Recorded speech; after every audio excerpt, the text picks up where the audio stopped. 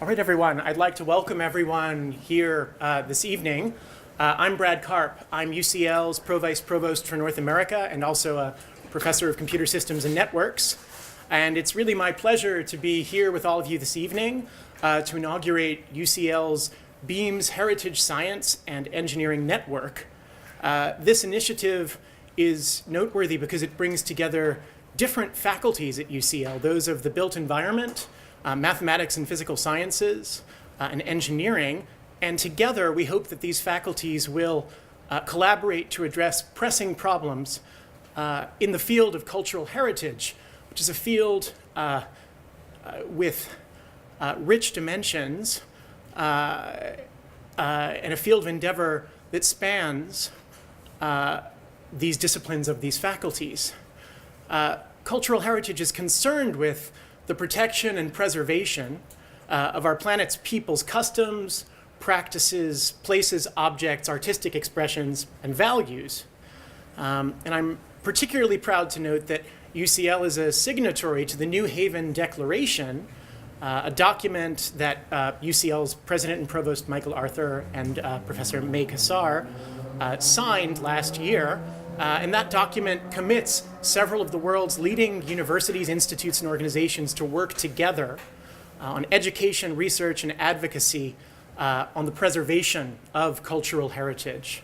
I think we can agree that this focus is vital in today's times of threats from climate change, terrorism, theft, mass tourism, and war. So UCL wanted to have an eminent leader in the field of cultural heritage to kick off the network tonight. And in light of the New Haven Declaration, it's my particular pleasure to introduce Professor Stefan Simon of Yale University, who will speak on sustainable management of change. And I should add that I'm delighted to welcome Professor Simon, as I myself happen to be a Yale alumnus. Welcome, Professor Simon.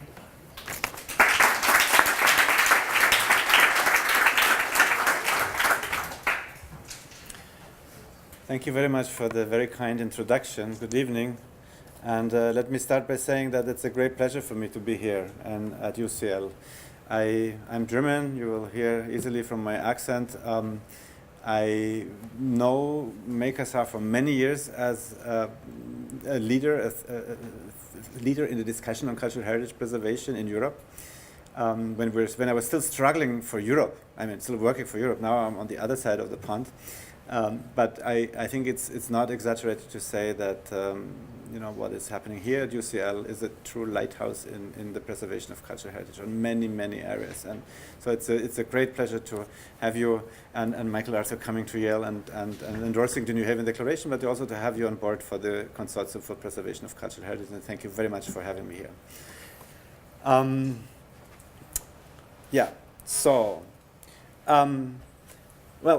Cultural heritage, can you see something? Yeah, is the essential record of human existence and identity. It is the thread of continuity for which people search when the rhythm of everyday life has been shattered. We know that many of us have devoted their career or their life to the preservation of cultural heritage. We know how important that is. That was probably my most famous project when I could work on the bust of Queen Nefertiti. The other one to the right is not as famous, but not less interesting. It is, maybe you've heard the Dakota Access Pipeline camp in Standing Rock. That's a huge topic in the US as well.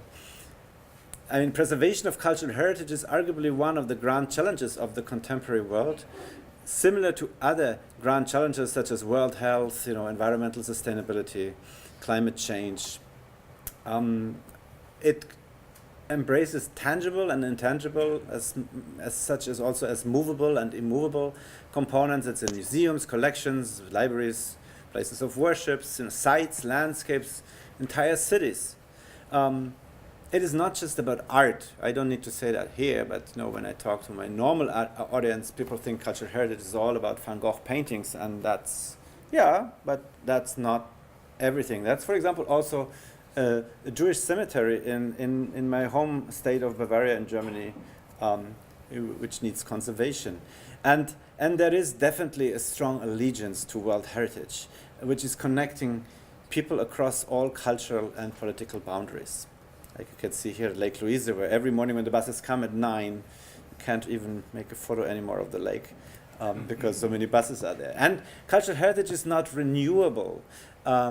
We know that from the modern materials, of course, but we also know it from the history of looting and illicit traffic. Here I'm showing you the caves and the grottos in Simsim in the Xinjiang province in China. And that's how a cave looks when a painting has been cut out and, in that case, brought to Germany, to the National Museum, where you can see them now. And actually, you can see why they didn't take it here. They started to cut, but then it broke here, and they said, "Oh, it's not worth it. Let's just leave it." Yeah.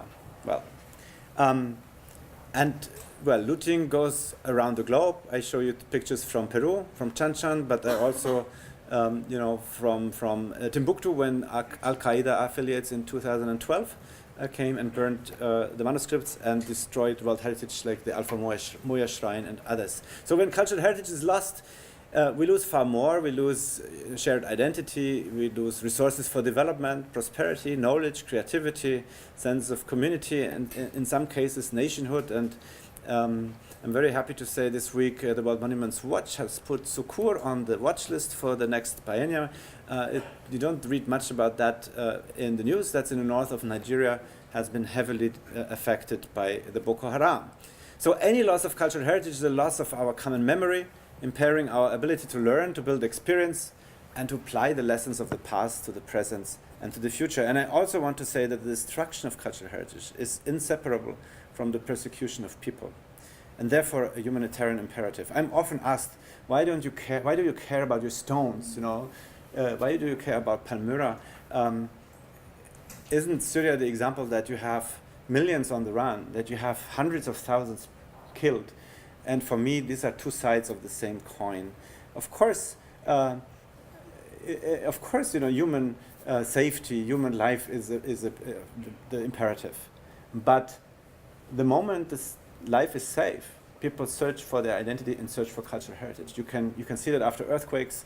We made a study in BAM in 2003 after the disaster of the earthquake in Iran in December 26, when 60-70% of the population of BAM, a city which had 130,000 inhabitants, 1/3 was not surviving this earthquake.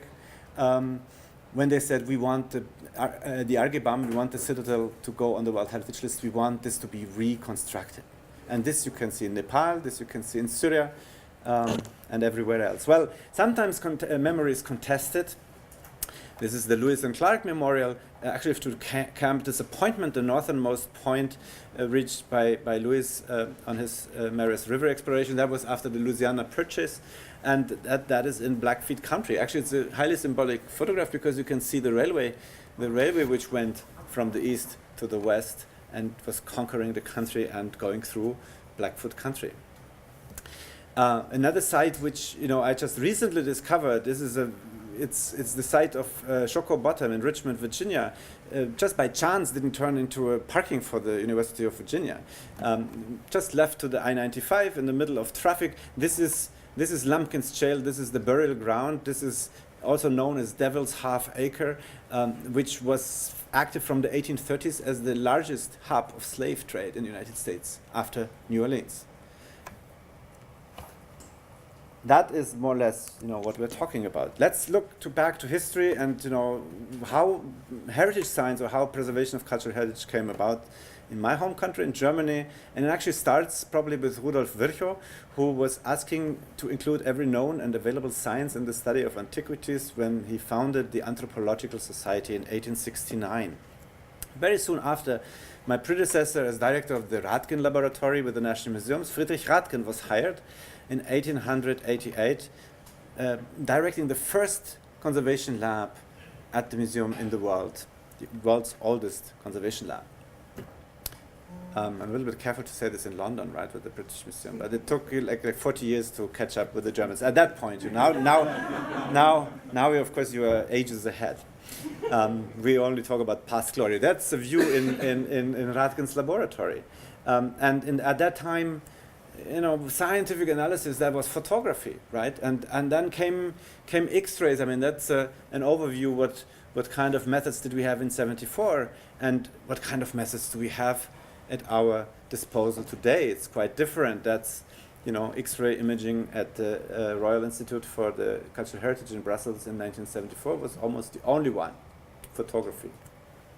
Well, in 1964, the Venice Charter came up, which in Article 2 asks for conservation and restoration of monuments to have recourse to all sciences and techniques which can contribute.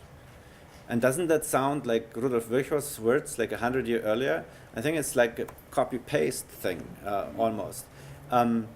In the development of our conservation ethics, we have other milestones. We have the Nara Document of 1994 talking about authenticity, that there are no absolute criteria for the assessment of values, that there are cultural dependencies. And then a few years later, actually driven by our colleagues in Australia, ICOMOS Australia 99, the Burra Charter, which for the first time formulates a value-driven conservation concept, which establishes as the aim of conservation beyond the Venice Charter material-based, characteristics, cultural significance, and says cultural significance is defined by many value categories. So it can be, historic, aesthetic, social, spiritual, scientific, not only money. Sometimes hard for me to talk about that in the United States because everything is about money. But in cultural heritage and cultural significance, there are many other value categories. And of course, the arrival of what one could call the participatory concept, where stakeholder involvement becomes important, and where actually traditional authorities are slowly giving up a little bit of their control. The museum curators, the conservators of the Department of Antiquities, and I think that's a good thing because, as David Hume said, beauty is no quality in things themselves. It merely exists in the mind which contemplates them. And on the other hand, Jan Assmann says, the past is not a natural outcrop, it is a cultural creation. It is not a quarry you go into and say, well, let's take, the first half of the 19th century out. It is also connected to a creative process. So at the end of the day, conservation of cultural heritage is based on a critical research on object, whatever site or objects in this collection, its properties, values, in all its possible contexts. And of course, all art has been contemporary, as Maurizio Nanucci says, and that's not a secret too. At some point, all art has been contemporary, and now it's stored in museums in huge amounts. We have millions of butterflies. Some of them actually are nicely fading. You can see here, there's butterflies. Not only paintings fade, also butterflies.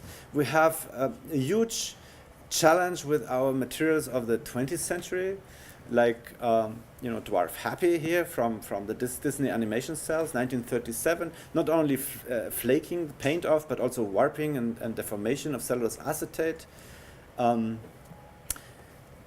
A very nice example from another masterpiece of the Deutsches Museum in Munich, which is the Siemens Studio for Electronic Music, the first synthesizers, electronic music used by Maurizio Kagel, Karl Orff, and many others in the 1950s. And you have celluloid, I don't know how you call them, like this, which are getting brittle and which are just breaking. Switches, thank you. That's a very famous painting of German National Museum. It's called Abtei im Eichwald, the Abbey in the Oak Forest by Caspar David Friedrich. Actually purchased number 3 of the National Museum, a very early one. And you see how that painting changes during time.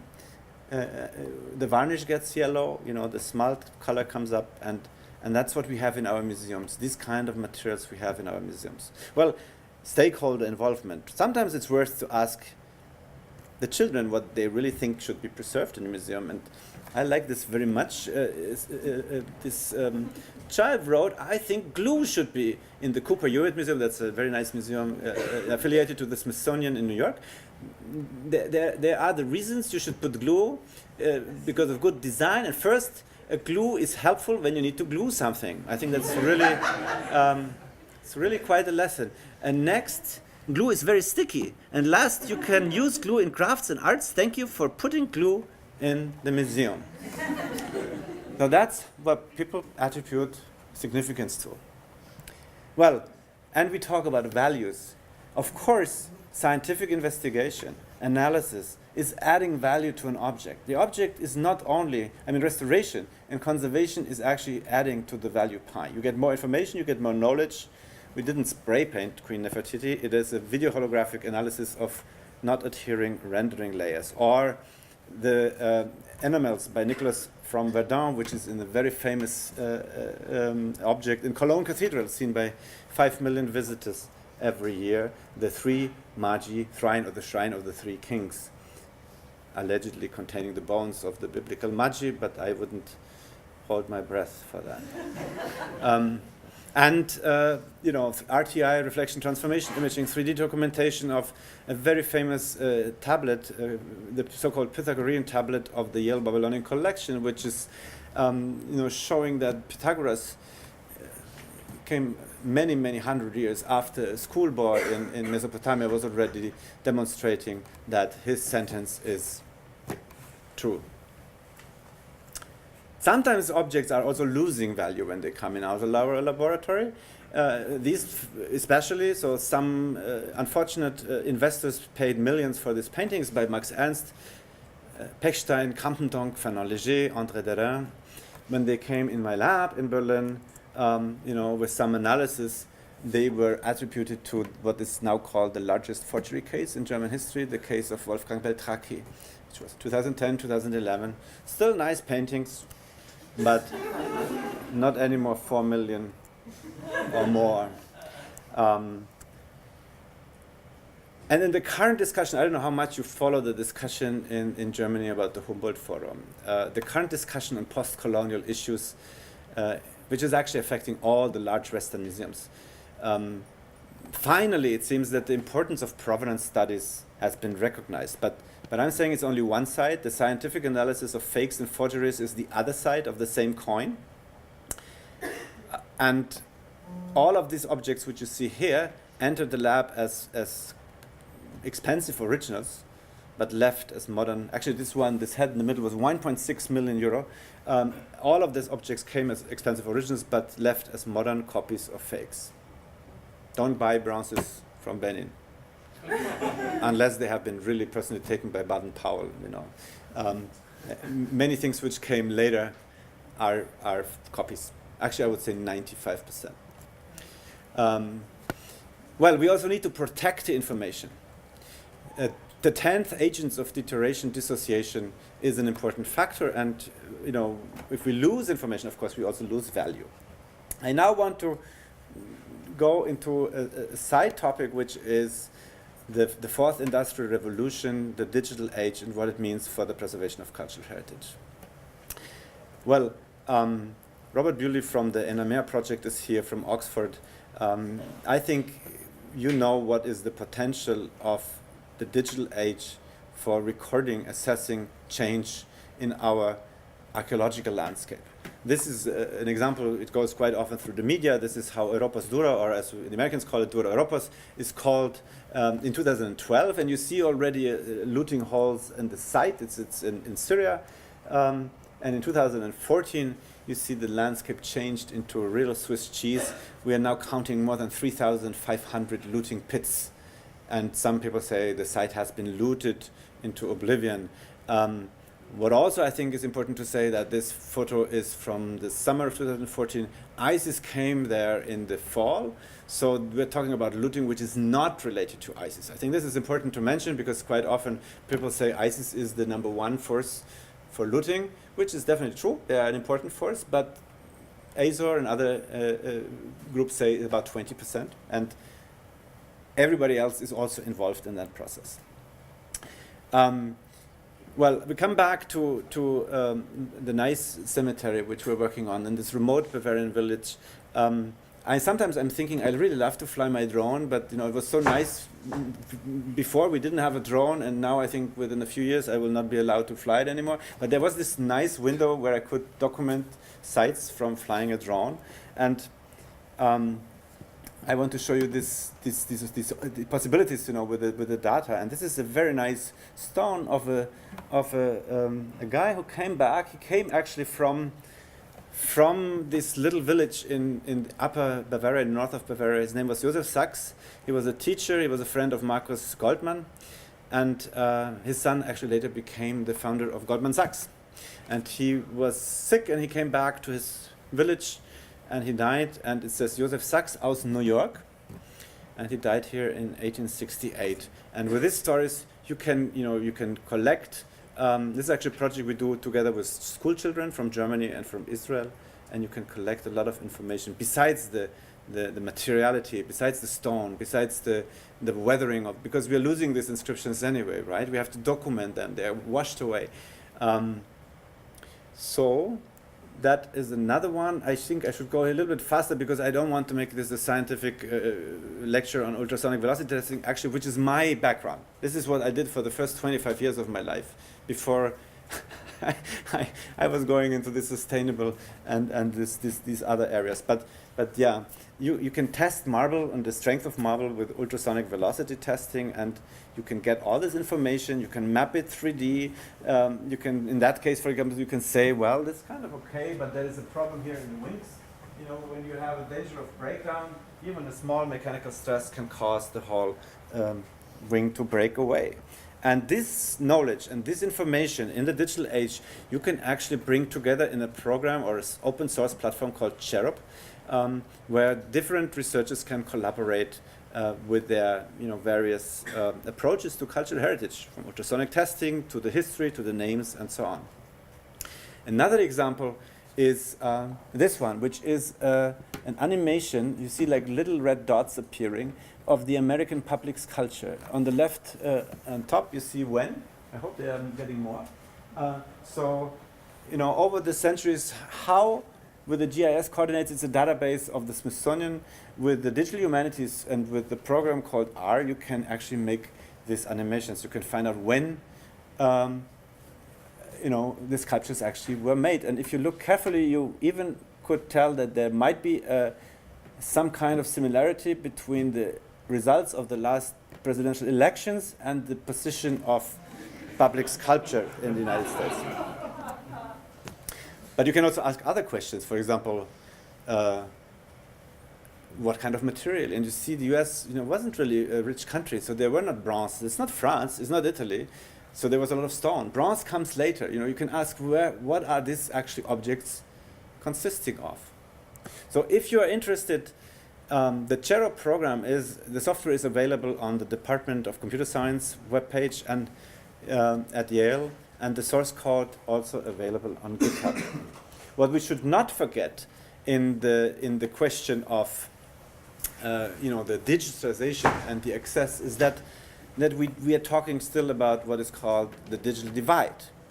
Bringing things online or making things accessible through the internet not necessarily is the solution. We have how many? 6.5 billion people on the world, and 4 billion people have no access to the internet.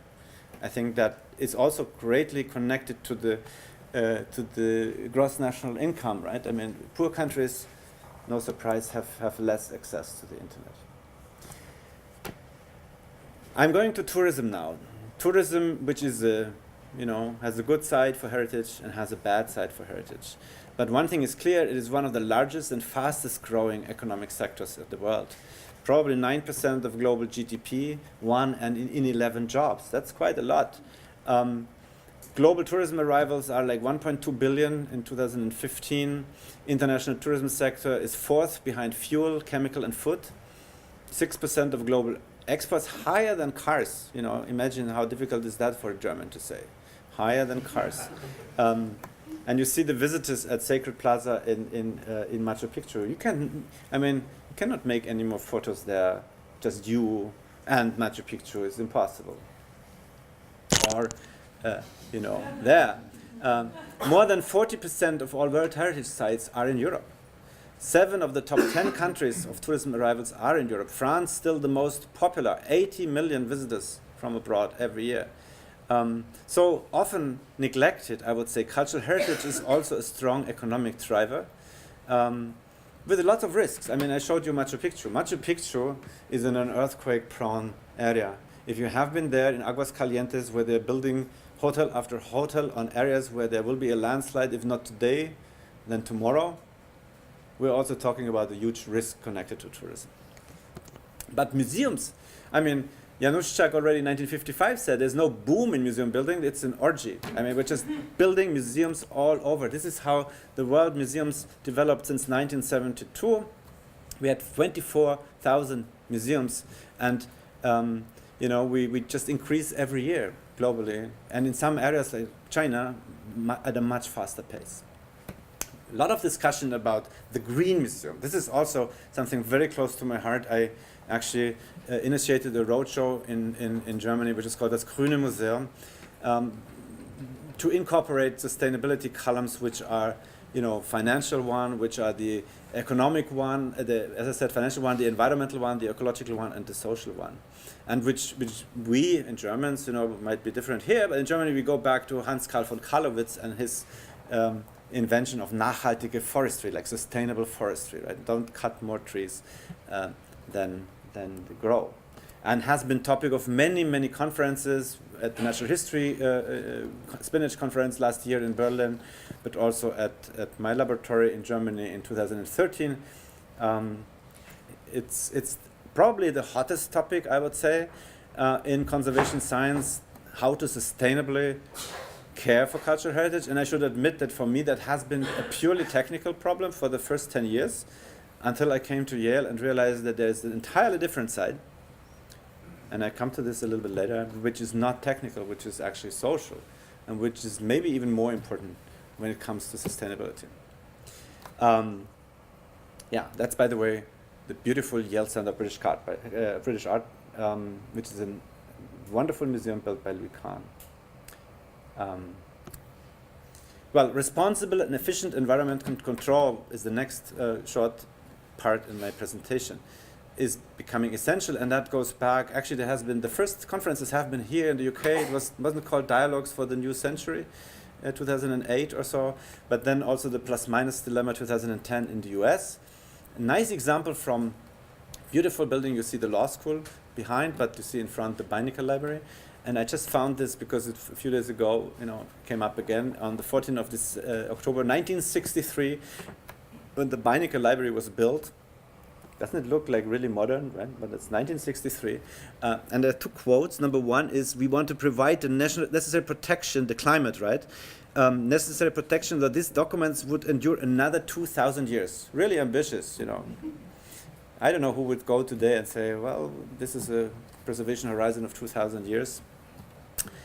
And also, I like very much the formulation that temperature and humidity are considered best for the preservation of non-living things. Non-living things, talking about that very briefly, this is the plus-minus dilemma. I have to go very quickly through that. Temperature and humidity. People talk about that. Too low temperatures increase the risk of mechanical too low humidities you have mechanical damage. Too high, you get fungi growing, biodegradation. With a higher temperature, you have an accelerated chemical decay. With a lower temperature, not so much happens with your art, but all the people working actually in the museum say, well, I want to have 19 degrees because I don't want to work at lower temperatures. So you have really the sweet spot of good museum climate is a very narrow one. Why is that important? But it's actually also expensive one if you want to keep that, right? That's talking sustainability. Why is it important? Because materials react mechanically to humidity cycling. You can measure that. You have in red, I won't show many of these diagrams, but I thought maybe after half hour I should show one or two. So that is the relative humidity, which goes up from 40 to 90, and most materials are expanding with an increasing humidity and are shrinking with the drying. And actually that can go, reversibly, right? That can lead to some kind of fatigue eventually. That's where the engineers, and that's where I can only congratulate you for this approach to combine engineering with conservation. It's really a need. It's really a gap, because engineers can model things. They can make forecasts. They can. In art conservation, we always talk about this one and only object. This is this one painting. And yeah, of course, I don't want to lose Nefertiti. If I brought Nefertiti from one museum to the other, I didn't want to be the person who drops Nefertiti on the way. Yeah, but there's a lot of things you can do if you look at larger groups and if you can do some modeling, and that's why I think engineering is the it's really the need to include much more than we do. Well, in terms of temperature, I show you two thermometers which I really like, because one is from 1915 and one is from 1930, and I would like to point out, look at what is called Zimmerwärme. In 1915, 16 degrees Celsius were called Zimmerwärme, which means room temperature. And then people in Germany got spoiled over the next 15 years, and in 1930 the temperature increased to 17.5%. I wonder who would love to have this Zimmerwärme today, because we're really, we're getting spoiled. Talking about climate, 50-70% of art in Europe is in our churches. That's one example, Santa Maria Gloriosa, where you have famous paintings. That is the humidity fluctuation and temperature fluctuation in that church. And don't forget also that HVAC systems come into play only in the 1950s and 60s. So in Germany, the first ones are from the late 60s or even early 70s. So every art object which is older than 1955 has lived its life in an environment which was not air conditioned. Think about that if people tell you that you have to have 50% flat in your museum. Because also 50% flat doesn't really work. I could now go on and on from China and from America and from Germany and show you many examples. I just show you one. New National Gallery, Mies van der Rohe, beautiful building, but building physics-wise a nightmare. Just glass and steel, no buffering capacity. So that's what happens in the winter. This is a photo I took in December 2012. Temperature was at night minus 20 degrees, it was really cold. Inside, an engineer wanted to keep up 50% RH. What happened was that the glass was getting condensation. The condensation was freezing into ice. You got some kind of an indoor fountain, corrosion of the iron, and nobody can tell me that that is a place where you have 50% flat, when your outside windows are turned into an indoor fountain. Well, I think it would be easy with a stable climate and to get the sweet spot of humidity. It would not be so complicated if there wouldn't be one problem: the visitors. Because the visitors want to enter, right? You have to open a door in the morning, you have to close it in the evening, and you get this unfortunate contact with the outside world. If you can close your environment, humidity-wise, we would be much better off. So, if conservation is management of change, and I think this tribute goes to the Anglo-Saxon world, you always manage to say things in short words. We Germans need not only long words, but also we need long sentences, and you have to wait until the very end, then comes the verb to find out what really happened. I like that, management of change, so I would call good conservation sustainable management of change. And I want to show you one example which is a little bit sad, but I came across in my summer vacation. It is in Wisconsin. It is the Spirit Rock. It is a granite. This picture dates back to the 1920s. It has a spiritual value for the Menominee Indians there. It's in the middle of Wisconsin, so you have to be either a fan of Green Bay football team and then drive many hours through nothing to get there. And I said it's granite. This is the photo how it looked in 1940s on a postcard. And this is how it looks now when I came there in August. And the sad thing about that is, I don't know if you can read it, but the sad thing is, the legend is that when the rock finally crumbles away, the human race will be extinct. So, in my estimate, roughly 30 to 40 years. I don't know how much the Menominee Indians are now away of Stephen Hawking, right? But it's definitely a sad story. I also think they could have picked a better stone, because it's really a bad granite. I'm coming to the looting and the war damage, because that is the big political dimension. That's a photo from southern Iraq, because what we want to do also with the New Haven Declaration, we want to investigate factors which build or undermine stewardship, and collaboratively approach these issues. Looting and theft of cultural heritage is not a new thing. This is the fate of the menorah used in the Second Temple. You can see at the Titus Arch in Rome, when actually 7 soldiers or 8 soldiers, carry it away. Really heavy. You also can, if you want to read about, we have this, I don't know if you've heard about the Museum of the Bible. It's a huge topic at the moment in the United States. Not only have they bought stolen artifacts from Iraq, thousands, but they also have bought thousands of artifacts which are actually fakes and forgeries, which is kind of complementary.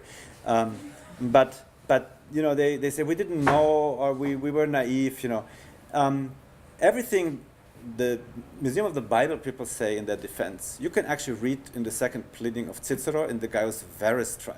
Because that was a trial against a looter who was looting, in that case, the temple of Minerva, heavily looting it. And I don't want to lose too much time on that. I think you can have the presentations later, but it's a blueprint of the discussion. They say, yeah, well, I bought it, but you didn't pay a high price because you were the governor. You just took it, right? You just behaved like a barbarian. And actually, what also is in that second pleading of Cicero, 70 AD, 70 BC, is that no city in all Asia or Greece has ever sold one statue, one picture, or one decoration of its own free will to anybody. I think that's also very interesting, because that's exactly the same today. Well, it goes on, and German history also has, we go back to the Napoleon coming to Berlin, coming to Kassel, taking the Quadriga from the Brandenburg Gate, actually taking also fishes. I just heard about that fish last week of the Naturkunde Museum, which is a funny story because it shows a lot of challenges in cultural heritage preservation. This little fish, Hoplias malabaricus, was caught in 1790 in South America, traveled across the ship, to the famous Marcus Elisa Bloch collection, probably put into alcohol or rum at that point. In Berlin, dissociation, the 10th agents of filtration happened. All of a sudden, it was attributed to the Indian Ocean, not anymore to South America. In 1804, the French took it. And they said, well, like here, right, there's this thing, who is actually, that's Vivant Denon, looking at the paintings, you can recognize, and it has glasses, The Germans don't have glasses because the people with the glasses, they are the smart ones. They are the ones who can really value the art. They can really study it. So that fish made it together with the paintings to France and came back in 1840. And the interesting thing of that story is that the collaboration between French and German colleagues actually was excellent. And the French returned more fishes than they took when they gave back in 1840. And all over the crisis time, these natural history museum people, right? They are interested in the science and they really want to share. Do you have this species and I don't have? And they're very collaborative. So I think this is actually also an encouraging example of that story. Well, the story made it to Hollywood, right? You know The Monuments Man. You may know the Chinese Zodiac 2012. Le Train is a very good film with Burt Lancaster. If you want to know about that, look at it. 1860. A story every child in China knows, the looting of the Summer Palace in Beijing. Every child knows that. In Europe, we don't know it, but I recommend reading the letter of Victor Hugo, who says, we think we are civilized people. For us, the Chinese are the barbarians. But look, that's what the civilization did to the barbarians in front of history. One of the two bandits will be called France. The other one will be called England because of what happened in 1860. And actually, that what happened is made it to Jackie Chan and the Chinese Zodiac, right? Those are the objects. Well, at Yale, we have Deane Keller, a real monuments man. But there are others, and I would like to point them out. There's Khalid al-Assad, for example, who was decapitated by ISIS, former director of the Palmyra Museum. There is 15 employees of the DGM have been killed over the past years in the line of duty. We should not forget that. We should support cultural heritage professionals in countries suffering cultural risk, and we should be very creative in this support. We should think about this example. I don't know, you would say, what now Stefan shows this interesting painting, how did this make it to any collection? Well, you know what that is? Have you seen it before? No? This is under the Taliban regime. There were paintings in the National Museum in Kabul. There was a teacher, his name was Muhammad Yusuf Asifi. He just overpainted 120 paintings with natural motifs because they showed human beings or animal beings, because he was afraid if the Taliban find them, they will be destroyed. He risked his life in the back room of the National Museum, overpainting with a water-soluble paint in that way these paintings. I really think people like Muhammad Yusuf Asifi are the true heroes in that. Also, Father Najib Mikhail, maybe you've heard of him, who rescued the library from Mosul. He came to our class electronically in this summer. I think this is for me now what sustainable conservation of cultural heritage is about. The support for our colleagues on the ground. Conservation has to be, also about these people. Because iconoclasm isn't new. You can see this, Goya on the right, Chalamel and Willem Tanin on the left. This motif comes up, people go rising on a ladder, smashing objects of art like this one. But I always ask my students, when going to a museum, ask yourself, where do all these objects come from? That is an exhibition of confiscated, looted artifacts, which I visited in Damascus, Syria last year. That is a conference with the V&A, with the colleagues from the V&A and UNESCO. We did, in 2015, we had one at Yale, Culture in Crisis. Can't elaborate on that too much, but I think this is what we need to do. We have been to Rwanda in the last fall with the late director of the V&A, Martin Roth, my dear friend Martin Roth, and the other colleagues. We have, developed it kind of as our brand. We had sponsored the United Nations Global Colloquium at Yale, Unite for Heritage, and you see actually Makers are in the middle of the scholars who were there. We have heard Ban Ki-moon saying that cultural heritage preservation is essential to the United Nations mission of peace and human rights. And we now think as universities, in our partnership also from Yale, from UCL, we should give the youth an opportunity to learn about the world cultures, to develop collective cultural competence, and establish academic exchange, capacity building, whether in Damascus, Syria, or in New Haven. Transdisciplinary learning modules. I think this is what it is about, and our Director General from UNESCO, Ina Bokova, is going out in a few weeks, but she says, we have to collaborate as UNESCO with the universities, because it's our role and duty to make networks into the law enforcement, into the concrete protection measures on the ground, closer to the people, make our university walls more porous and more transparent. I think this is what we say.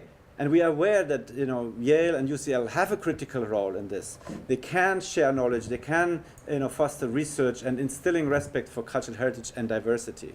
And we know that the energy and the idealism of the young people is needed for that. I want to give one last example, coming to the end here. That's the Multaka project. You may have heard about that. That's a project at the National Museum in Berlin where Syrian refugees work in the museum, in the Islamic Art Museum, and as guides, and connect, the cultural heritage, connect the objects with the communities from which they were taken. I think we should be generous. This is our team in Damascus and Syria. We should be generous and creative in our support who defend cultural heritage on the ground. These colleagues need our solidarity. And with this, I think, and this was the paradigm behind that photo, which is on the poster, right? Those are the objects rescued by the colleagues of the Department of Antiquities, the Syrian Department of Antiquities from Palmyra, before ISIS went in, and bringing these objects back, and also some of them actually smashed after the ISIS was driven out of Palmyra again. When I think conservation in the 21st century can no longer be just about objects or sites or collections. It has to be, and you see the resurrected lion of Alad, it has to be also about the people who are connected to this, who are connected with this heritage, who are close and hold some degree of ownership, who wish to explore and learn it and preserve it. And I think this is, for me, the roadmap for sustainable conservation in the 21st century. And with this, I really thank you very much for your attention. Thank you.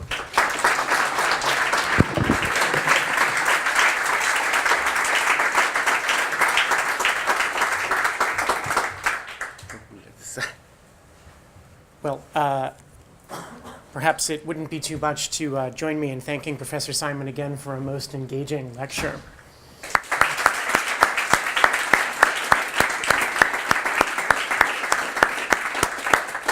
So please don't leave yet, but we have more in store for you. I'd just like to now turn over the floor to Professor May Kassar, who's director of the UCL Institute for Sustainable Heritage, and she will be moderating as we hear responses from representatives from the faculties I mentioned earlier at UCL. Thank you, Brad, and thank you, Stefan. You've certainly given us a lot of food for thought as we start on the journey to creating the UCL Heritage Science and Engineering Network. As you've all heard already today, UCL has an excellent track record of success in attracting major prestigious funding for its culture and heritage research, both international and from the UK, from the research councils, from the EC research and development programs, the ERC and leading charities. And the esteem in which UCL culture and heritage researchers' expertise is held is also evinced by the advisory roles that they hold in the UK government and in governments in the EU and beyond on cultural heritage matters. We also have outstanding museum collections within UCL of international, not just national quality. And so it is my great pleasure to not only to introduce the representatives from each of the faculties and from UCL Culture that actually make up the steering group that is going to take forward the development of our network, but allow me first to thank Professor Alan Penn, the Dean of the Bartlett, who together with two other deans from mathematics and physical sciences and engineering have supported the creation of this network at UCL, which we hope will also be extended to other faculties. So this is a journey that we're starting and we hope will continue. So it's my great pleasure to introduce Matthias Trillik from the Bartlett. I was asked to provide a response to Stefan's talk and to talk a little bit about research at the Bartlett, and I'm afraid I did neither, because when I contemplated the amount of time that I have to do this, I just thought this is going to be entirely impossible. So by way of a response to Stefan's talk, which I utterly enjoyed, thank you very much, I might just provide a piece of historic trivia in that heritage science research in the UK probably started a little bit earlier than in Germany, in that Professor Michael Faraday, who was a chemist, as you know, did a bit of research into degradation of historic leather. I think he was probably just interested in how his armchairs were degrading in the Victorian interior climate, but that was a piece of research he presented at a Christmas lecture in 1843. We've moved on quite a bit since then, and I'm really, really pleased to say that at the Bartlett, specifically at UCL Institute for Sustainable Heritage, we've had the pleasure of coordinating the Center for Doctoral Training in Science and Engineering in Arts, Heritage and Archaeology, one of the major funded projects by the Engineering and Physical Research Councils in this country. It's a real watershed for our field because not only we get to work with 60 absolutely phenomenal students doing all sorts of mind-boggling research in this field, but also we get to work with 60 partners, more than 60 partners from across the world. And this is no longer just a Bartlett or UCL Institute for Sustainable Heritage initiative. This is really a global initiative now. We work with colleagues from the States as well as with colleagues from across Europe and across the UK. And of course our two main partners are University of Oxford and University of Brighton. These are our latest students. This is a photograph we've taken just very, very recently at the residential here in London.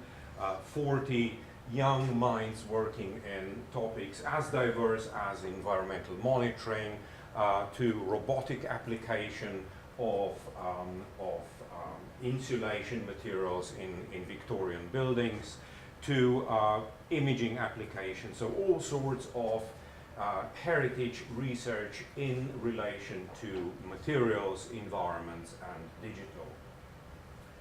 Where do we go from here? We've achieved so much, it seems, but there is an interface that's opening and that Stefan also pointed at. And this is the interface between human and digital, which we think needs to be explored much more intensively in the future with the help of what we know in heritage science as well. And where we're moving from here is to look at this interface, because the future of collections is digital. The way that we interact with visitors is more and more digital as well, and we need to understand how we provide access to data, how we provide access to digital heritage in the future, and to do that we need new skills. And we believe very, very firmly that in the 2030s and 2040s, these skills will be needed. And in order to support that, we want to develop the next CDT in this area of research between digital and material. And to do that, we also need new digital infrastructure. And I'm just showing a photograph of an infrastructure, a photograph I snatched from the net, because nothing similar exists yet. But we're building similar infrastructure here at UCL with the support of the Bartlett, at Here East, the new building that the Bartlett and UCL Engineering have invested in recently. This is what our new imaging lab is going to look like at Here East. We're building a robotically enabled hyperspectral imaging camera, actually two cameras that will at the same time image the dimensional information as well as color and chemical information.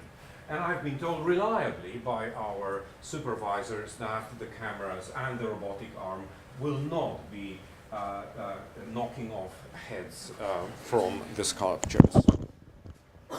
But it's not just engagement with our partners who come from heritage as well as from industry. It's also engagement with the public that matters to our students. And collaboration with UCL Culture has been incredibly important here to develop the initiatives that our students have been leading. Because community engagement and public engagement is so strong at UCL, and particularly within the Center for Doctoral Training, one of the first purchases that we made was to buy a white van. And we now call it the CIHA Mobile Heritage Lab, and it's been traveling across the country, engaging users, engaging visitors, but also curators and conservators across the country. So people and infrastructure are at the heart of cultural heritage research at UCL. So where do we go from here? I'm really, really pleased that UCL and the Bartlett are strongly supporting the European research infrastructure in heritage science, a really, really novel initiative that we're developing together with our European colleagues and 13 partners across the UK. And very happy to say that UCL is leading this initiative in the UK. And chances are that there will be initiatives and collaborations developed with our North American colleagues in the future as well. And at this point, I'll hand over to Deane Diana. So, good evening, everybody. And if I manage to start this, which I almost have.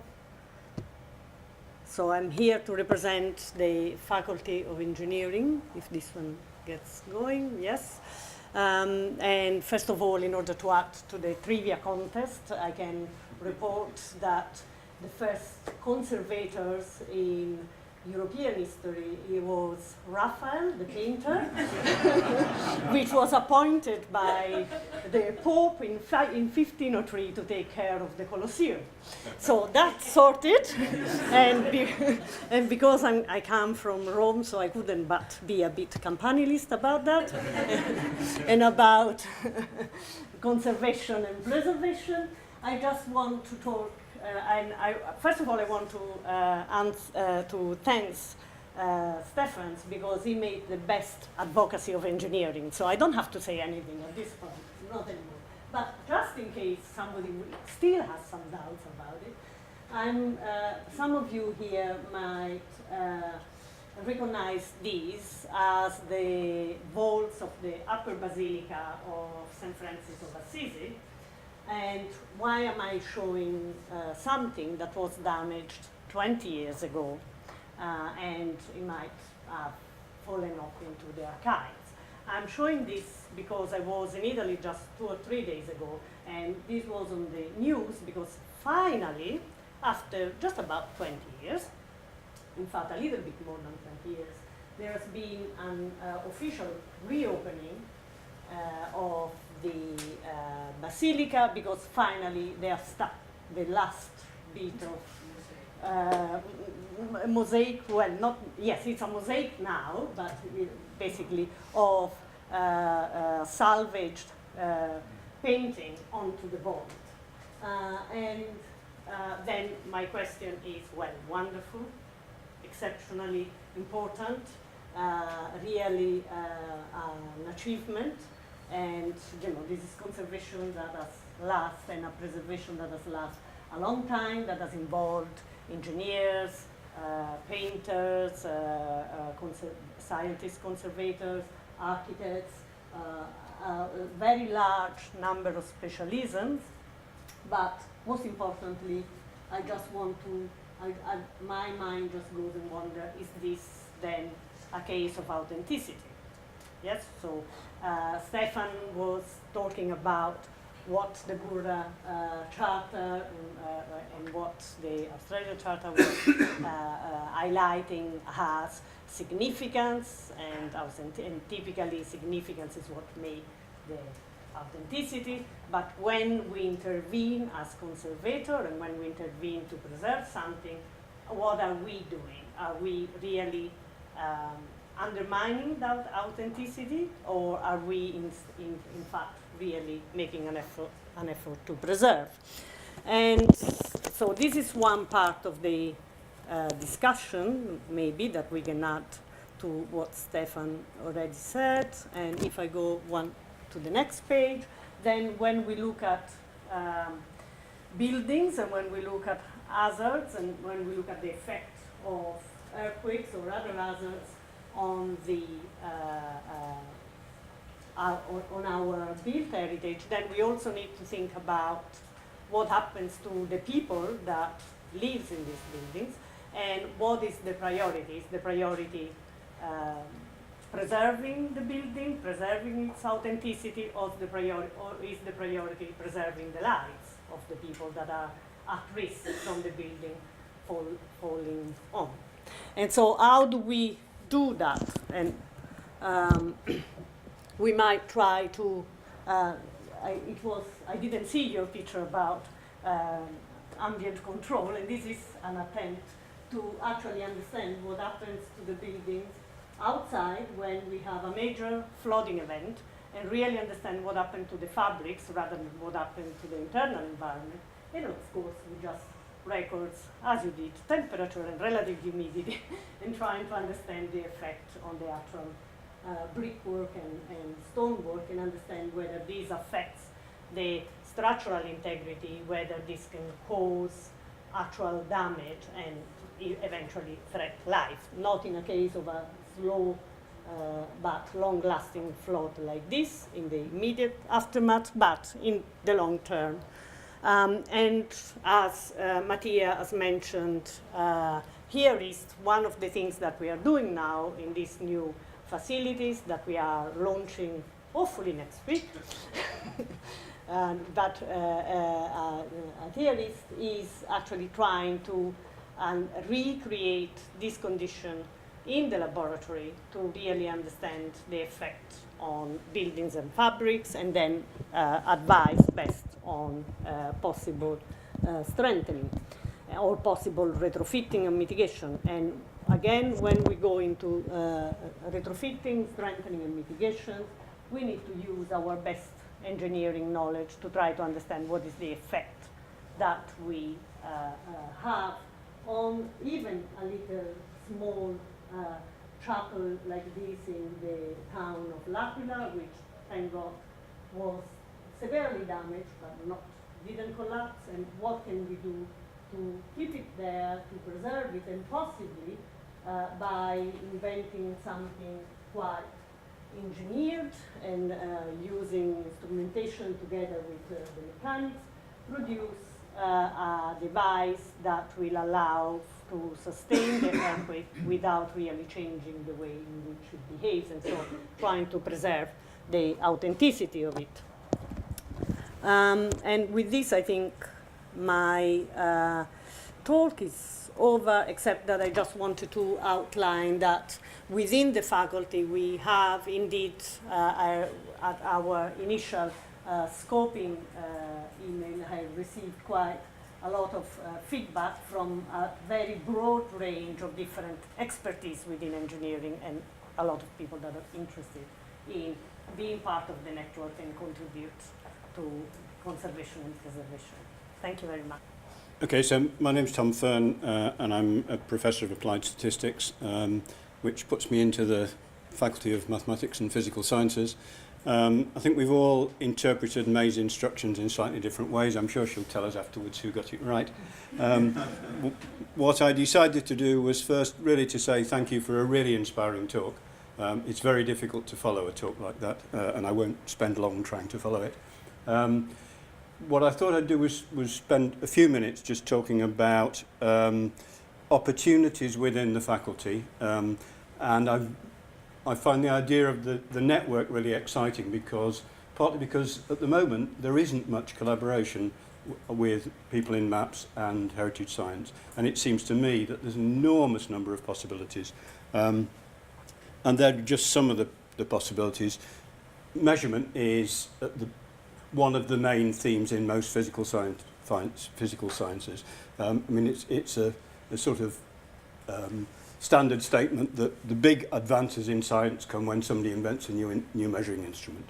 But they can also come in a particular science when somebody discovers a measuring instrument that was being used somewhere else that can actually be used in their applications. And so finding what people in maps are doing, what they're using their measurement instruments for, and there are a hell of a lot of them, and working out which ones of those one could apply to heritage science, and then interesting those researchers in applying for large grants to do it, is what this network's going to be about for me anyway. But it's not just about measuring things. There are mathematicians in the faculty, and they do modelling. They do modelling with differential equations, and there's plenty of scope for modelling what happens to heritage objects with differential equations, because they're really complex systems, and there's moisture moving around, and there's degrading going on, and there's all sorts of things. And building mathematical models of those systems could be very valuable, and I don't think it's going on here as much as it could be. I'm a statistician, so I've put in two things there. One is design of experiments. If you're going to look at how objects degrade as you change environmental conditions, then typically you have to do some sort of accelerated life testing, because you can't wait 200 years for your results. And that means designing some experiments, and because usually the experimental resources are limited, it means designing them efficiently. And that's one thing statisticians do know how to do.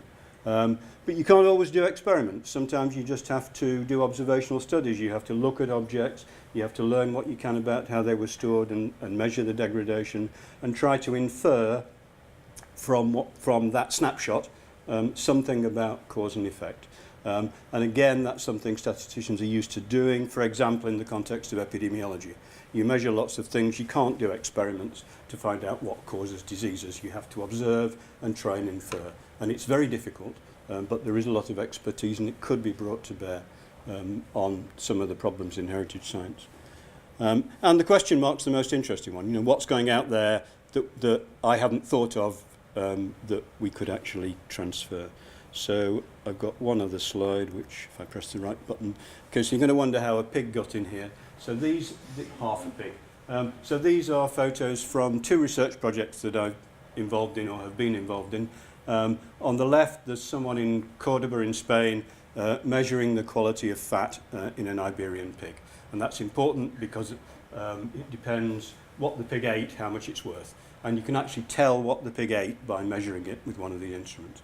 And on the right is one of Siha's PhD students measuring something in the paper in a book, degree of polymerization, the extent to which the cellulose is broken down. And what links the two, apart from the fact I've worked on both of them, is the instrumentation. They're both near-infrared spectroscopy. And it's a very versatile technique. And I've worked on it for about the last 30 years, so I'm really keen to work on other applications. So I want to use that to make 2 points. One is, if you look at the instrument on the right, which is probably about 10 years old, Hendy's using both hands to hold that instrument. If you look at the one on the left, somebody's using one gloved hand and not really straining at it. And that's 10 years progress in instruments getting smaller. In another 10 years, we will have hyperspectral imaging cameras on mobile phones. And I mean, the technology almost exists now, it just doesn't work. But it will work. People are trying to sell it. People are trying to raise large amounts of money on the basis of technology that doesn't yet work. But it will, and when it does, just think of the opportunities for taking the instrument to the tapestry that's hanging on the wall and measuring all over that tapestry without having to even take it down. Taking the instrument to a painting without even taking it out of the gallery. You can measure lots of things. It's very flexible. It will measure lots of things at the same time, because on the left-hand one you can see some spectra, and those spectra have got enormous amounts of information. So there are lots and lots of opportunities there. And I guess the other point I'd like to make from that is look at the 2 applications. They're incredibly different, but they're using the same technology. And technology moves across applications. There will be people in UCL using technology for one application that we could use in heritage science. And one of the exciting things about the network is I hope we're going to identify some of it. Thank you very much, Tom. Okay, my name's Simon Kane. I'm the Director of UCL Culture. And what I will be doing is answering the brief that May gave us, which will actually, I think, act as some kind of summary before we break and have a bit of social time. So firstly, I would like to thank Professor Simon for his engaging lecture. I cannot think of a better way to launch the BEAMS Heritage Science and Engineering Network. As co-chair of the BEAMS HSC, I'm also grateful for the opportunity to respond with my own observations and thoughts on some of the issues raised in Professor Simon's excellent lecture, and he did stick most to the script because I'm responding to the abstract. Okay. So I've been engaged with the conservation and management of mainly material cultural heritage all of my career.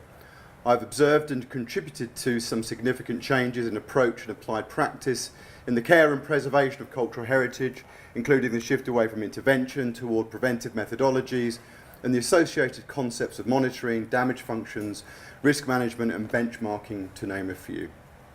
I've also observed the development of heritage science as a discipline, acting as an advisor to the Heritage Science Research Programme, led so ably by our own Professor May Kassar, and participated in the House of Lords Advisory Committee on Heritage Science, the outcomes of which undoubtedly contributed to the formation of this and similar networks. It's a really interesting journey and one that somebody should definitely look at one day. So the challenges Professor Simon reminded us, to the challenges, Professor Simon reminded us that the roots of modern preservation practice lay in the 19th century, or maybe earlier, depending on who we talk to. And while science and scientific practice have clearly developed in the interceding 129 years since Rathken was appointed, I would suggest that elements of the current discourse, and to some degree education of practitioners, remain tethered in a tradition that reflect the challenges of that century rather than those posed to our cultural heritage in this, the 21st century. Cultural heritage has always been at risk, as we've heard, from conflict, and Professor Simon did raise the issue of the removal of Confederate statues briefly in his lecture in the United States, but this is nothing new, as we've heard. The sanction removal and destruction of or repurposing of public art statues was a feature of the French Revolution and other cultures such as the Maya. And to mangle a quote from Juvenal's satire 10 on the Roman practice of damnatio memoriae in the case of Sejanus following his fall from grace of Tiberius, yesterday's statues are today's pots and pans. Alongside cataclysmic conflict, we've heard events, other things affect our heritage, cultural intangible. It's threatened by sheer pressure of changes to the way humans live their lives, including agricultural practices, tourism, under-controlled development, expansion of cities, and of course the impact of climate change. But we've never before had the range of tools and knowledge at our disposal that we have today to help us manage this issue. Sensor technology is developing in leaps and bounds and unit costs are reducing. The possibility to use remote sensors to inform decision making and policy making is now realisable and being deployed around the globe. But technology and science will only get us so far. We need to bring knowledge together through networks like these within institutions, national and internationally, to bring the full weight of technology and knowledge to bear on these shared issues and challenges. The final and perhaps most challenging aspect is, of course, the people. Cultural heritage is, for me, by definition, by, for and of the people. And as we dive further into the social network revolution and the ever more connected world, the voices of publics and communities can be heard louder than ever if we choose to listen. And I take Professor Simon's point about the divide, but we are clearly moving to a much more connected world. So we have the opportunity through new technologies to engage as never before, working collaboratively with those outside the academy, the NGOs and other professional organisations who are invested in the preservation of their tangible and intangible culture for current and future generations. It is unsurprising that I finish on this note of the need to engage publics and communities in a shared mission, as UCL's Public Engagement Unit sits within my purview, and I'm looking forward to enabling colleagues across beams to not only come together to tackle these big questions, but also to reach out to publics and communities in new and interesting ways. Thank you.